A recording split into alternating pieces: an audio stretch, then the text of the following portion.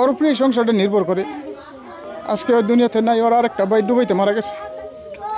ওরা 4টে ভাই, বাবা নাই মাও নাই।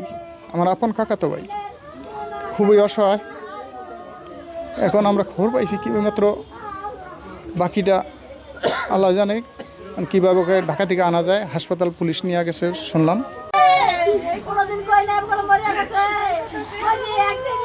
দেওয়ার গেছে, দেওয়ার তার আইব না। যে বিচারটা, এই বিচারটাই চাই, তদন্ত করুক, সেটাই আমরা করব। আর 2টা সন্তান এখন থুয়ে গেছে, এগত জীবনে বাস্তব এগো ভালো মন্দ, এটা সরকারের একটা আবেদন। হ্যাঁ, ভালো মন্দ একটু দেখার মতন সুযোগ করে দেখ। একটা বউ তো আছে, হ্যাঁ তো বাস্তব।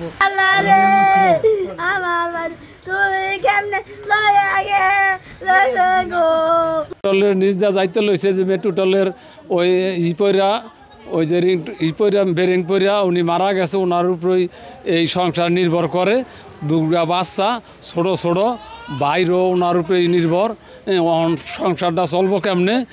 সরকারই তো দায়ভার, যেমনে চলে এসব ওনার সংসারটা চলার একটা ব্যবস্থা করিয়া দেয় জানি। চাই হেরা কীভাবে বাঁচবো সেইটা আপনারাই করেন, ব্যবস্থা করতে হবে। সরকার এটা তো করছে, এটা সরকার আর কী করবো? বাচ্চা দুটি বাঁচবো কেমনি, ফ্যামিলিটি বাঁচবো কেমনি, এইটা নির্ধারিত দিতে হইব সরকার। উনি বাসায় আসতো, আবার সবার সাথে অনেক ভালো বিহেভ করতো, অনেক ভালো ছিল উনি। কিন্তু হঠাৎ করে মানে বোঝেন না, সবাই শুই না, সবাই এরকমই হয়ে গেছে। খারাপ মানুষের জন্য তো সবাই এরকম করে না।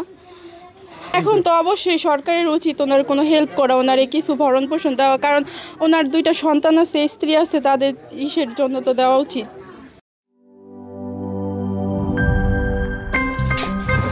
আমার একটা স্মার্ট সিদ্ধান্তে 25% গ্যাসের খরচ কমেছে। ভাবছেন কিভাবে?